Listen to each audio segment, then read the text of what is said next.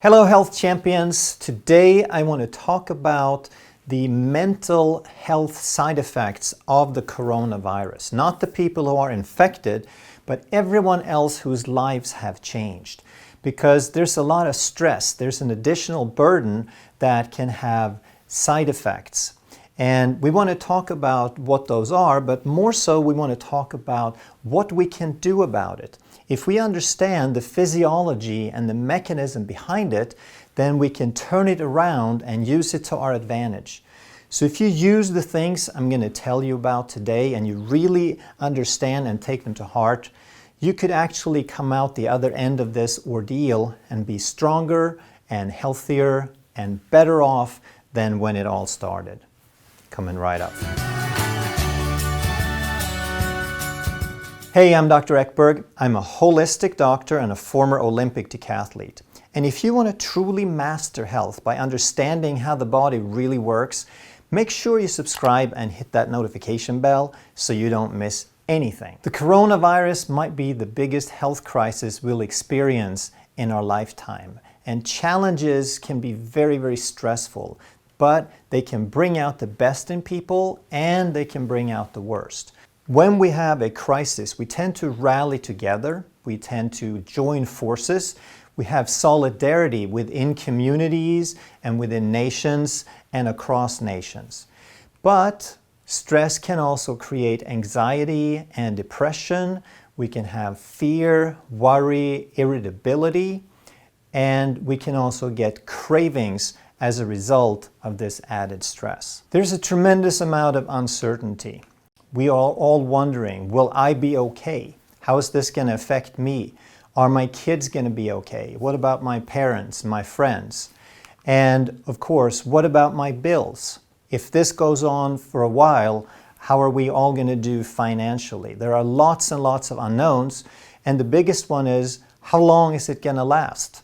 When will it all go back to normal? Some people work from home, so staying home is not a big deal, but for most people, everything normal is gone. All of our routines are changed. And for many people, our self-worth, our self-esteem comes in what we can produce and what we can give to others in our job.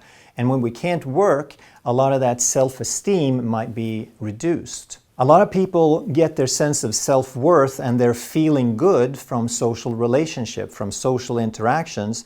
And now, with the restrictions, all of that is gone. For a lot of people, there are extra chores, things that we don't usually have to do. And that may not be a bad thing if we have to share in the chores, like daddy has to learn to do some dishes. But the additional burden can be quite demanding.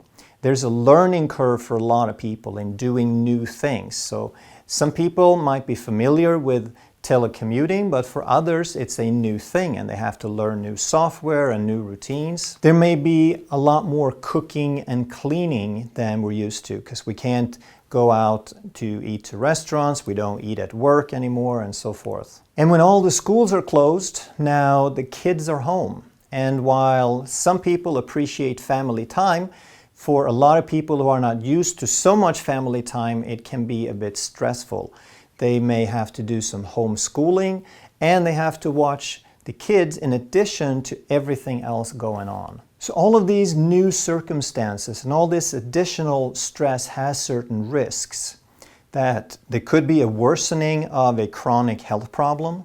And when people are stressed, there can also be an increased use of drugs. And the drugs I'm talking about are things like alcohol and tobacco and sugar. When we're not feeling good, we often try to compensate. We try to feel good through ingesting something or doing something. We do want to change how we feel, but I'm going to show you how to do that without using any stimulants or any drugs. When we're stressed and we're feeling bad, it seems like it's just things happening to us, like we have very little or no control over it.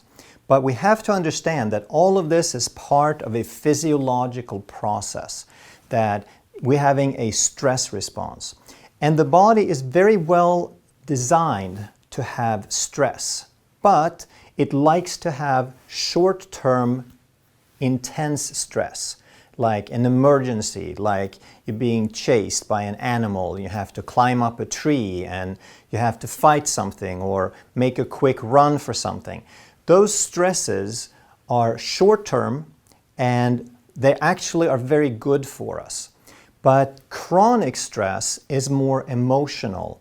Those are stresses that don't require any physical exertion, but we worry, and with those, we still have the same stress response. We get higher heart rate, we get higher blood pressure, we get higher blood sugar, our stress hormones with the adrenaline and the cortisol go up.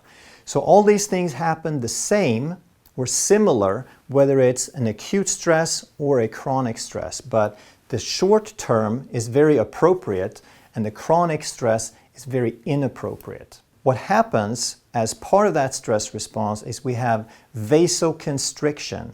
The body starts reprioritizing. As part of higher blood pressure, to get the blood to circulate faster, we have vasoconstriction, and in the short term, you get cold hands and cold feet. If you're out running, then eventually after 15-20 minutes, you get warm hands and warm feet, but with chronic stress, when you're not moving, that doesn't happen. And one more body part is suffering from that vasoconstriction, and that's the brain. Okay? All the distal body parts, the hands, the feet, and the head, they're all experiencing reduced blood flow. Now, why does that matter for the stress response? Because one of the things that the brain does, one of the things, especially the frontal lobe, is it turns off the stress response. So when we have less blood flow to the brain because of vasoconstriction, because of the stress response, we actually have less ability to control the stress response. So now we end up with a vicious cycle that the chronic stress is causing a stress response, and the stress response is lessening our ability to deal with the stress response, and so on. And this is why it's very easy to get into a rut. When we worry about the virus, we worry about the news, we worry about all these different things, we're having so many things to figure out and so many chores, it's easy to get in a rut. But we have to understand that it's physiology. And if we understand these mechanisms, we can do something about it. The first thing we have to understand is that it's the stress response that's hurting us. It's what our bodies are doing in response to something, which is the stressor. So the stressor is the news and the world and all the events going on, but they are not the thing hurting you, it's your response to it. It's our response to it. And it seems like we don't have a lot of choice in that because it's just going on, we have to respond, right?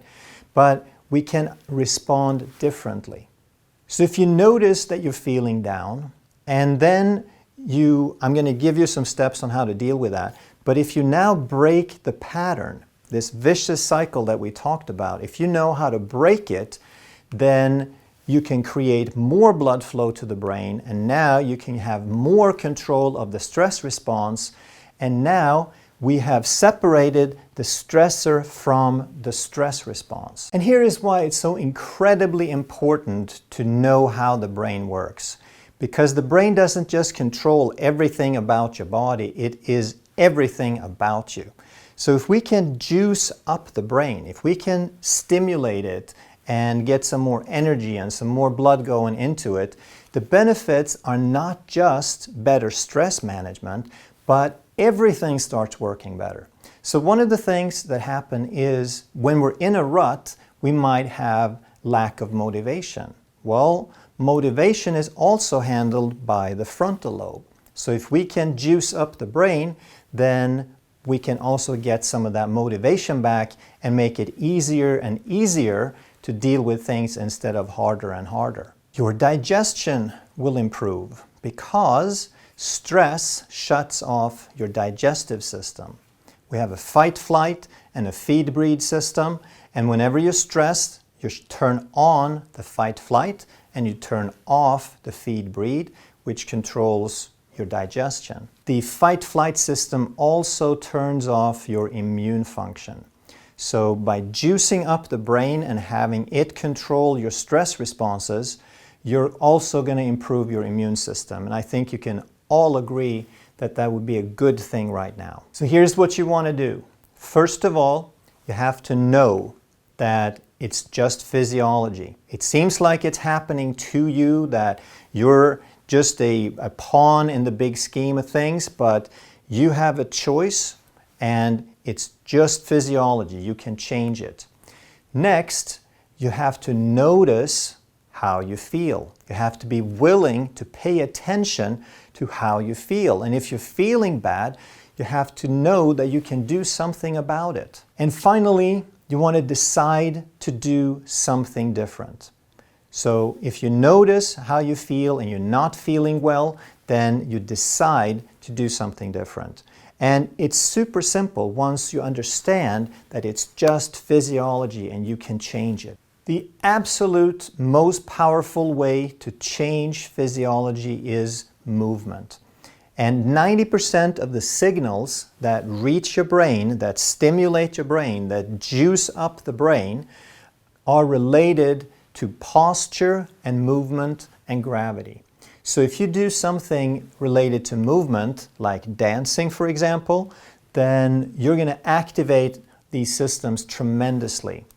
And if you have a dance game, for example, hook up the computer, hook up the Xbox, and start dancing.